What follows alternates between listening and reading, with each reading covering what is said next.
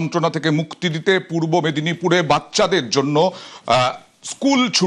School ছুটির কথা ঘোষণা করা হয়েছে। কারণ যেভাবে হলদিয়া থেকে আরম্ভ করে বিভিন্ন জায়গা ভাসছে জমা জলে, পূর্ব মেদিনীপুরে স্কুল ছুটির ঘোষণা। পূর্ব মেদিনীপুরে সব স্কুলে আজ ও কাল ছুটি।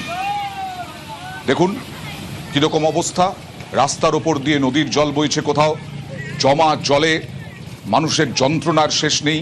পড়ুয়ারা কি করে যাবে বিভিন্ন দূরে দূরে গ্রামের স্কুলগুলো, মফস্বলের স্কুলগুলো, সেই স্কুলগুলোতেও জল, চারিদিকে জল। তাই পূর্ব মেদিনীপুরে স্কুল ছুটি দেওয়া হয়েছে।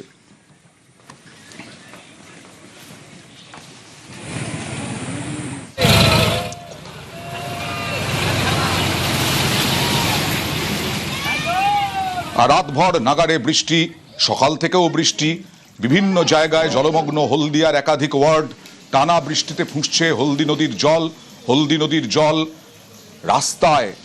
আর সেখানেই পরিদর্শনে গেলেন পুর নগর উন্নয়ন মন্ত্রী অগ্নিমিত্রা পাল।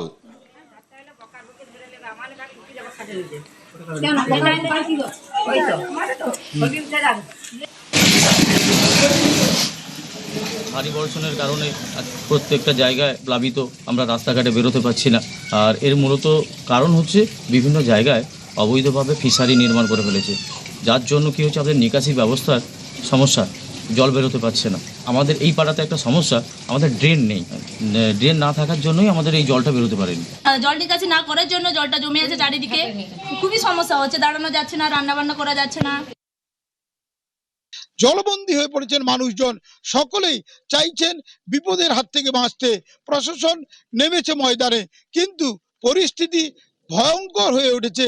পরিস্থিতি খারাপ থেকে আরো খারাপ হচ্ছে এবং এমন টানা বৃষ্টি মানুষজন বহুদিন দেখেননি। এরকম ভাবে যে নাগাড়ে বৃষ্টি এবং ভয়ঙ্কর ভাবে বৃষ্টি চলছে তা কিন্তু দেখেননি এলাকার মানুষজন, এমন দাবি করছেন সকলেই। কিন্তু একদিকে সমস্যা নিকাশির, অন্যদিকে এই নিকাশি সমস্যার কারণে হলদিয়ার পরিস্থিতি আরো খারাপ হয়েছে। সেখানে প্লাস্টিক ব্যবহার নিয়ে কথা উঠেছে, সমালোচনা হচ্ছে এবং এই যে পরিস্থিতি তা কিন্তু গত কয়েক দশক দেখা যায়নি বলে মানুষজন জানাচ্ছেন। চাইছেন নিষ্কৃতি, কিভাবে তা হবে তা নিয়ে চিন্তায় প্রশাসনও। হলদিয়া থেকে সুজিত ভৌমিক, নিউজ 18 বাংলা। আর এদিকে এনডিআরএফ মোতায়েন করা হয়েছে পূর্ব মেদিনীপুরে। এনডিআরএফ দুর্যোগ মোকাবিলায় পটাশপুর ও হলদিয়ায় এনডিআরএফ মোতায়েন।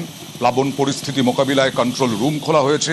পটাশপুর হলদিয়ার অবস্থা দেখছেন, জলে জল, এবং সেখানে সাধারণ মানুষ, যারা গ্রামের মানুষ, মফস্বলের মানুষ, তারা যথেষ্ট সংকটে, এবং সেখানে উদ্ধার কাজে এনডিআরএফ। টানা বৃষ্টিতে যে বেহাল অবস্থা হলদিয়ার, রীতিমতো ভয়ঙ্কর অবস্থা। জল একেবারে দাঁড়িয়ে গেছে এবং গাড়িতে তো যত দূরে দেখানো যাচ্ছে মানুষজনের যে কতটা অসুবিধে সেটা কিন্তু স্পষ্ট হচ্ছে।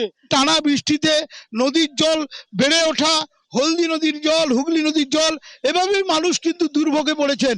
এই ছবি জানান দিচ্ছে শিল্প শহর হলদিয়ায় মানুষের দুর্ভোগ যে চরমে উঠেছে, সেটাই কিন্তু প্রমাণ দিচ্ছে। এবং রীতিমতো সমস্যার মধ্যে পড়েছেন মানুষ, এবং মাথায় বৃষ্টি, এদিকে পায়ের নিচে দেখা যাচ্ছে হাঁটু জল, কোথাও কোথাও কোমর পর্যন্ত জল। মানুষজন কিন্তু ঝুঁকি নিয়ে যাতায়াত করছেন। প্রশাসন ত্রাণ নিয়ে যাচ্ছেন এলাকায়, জানাচ্ছেন ওয়ার্ড প্রতিটি ওয়ার্ডের অবস্থা এরকমই দেখা যাচ্ছে। যত দূরে দেখা যাচ্ছে একেবারে জল। হলদিয়া থেকে ক্যামেরা শুভেন্দু কামিলার সঙ্গে সুজিত ভৌমিক, নিউজ 18 বাংলা।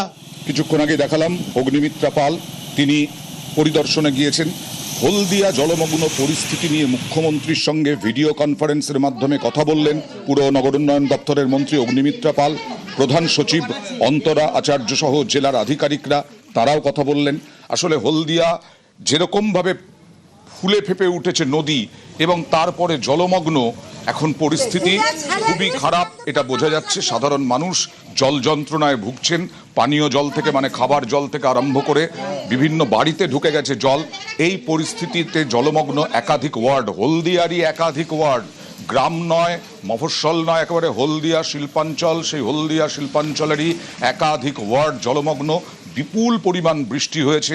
বৃষ্টির সঙ্গে সঙ্গে হলদি নদীর জল বেড়েছে। রাতভর নাগারে বৃষ্টির জের এবং অগ্নিমিত্রা পালের সঙ্গে মুখ্যমন্ত্রীর ভিডিও কনফারেন্সেও কথা হয়েছে।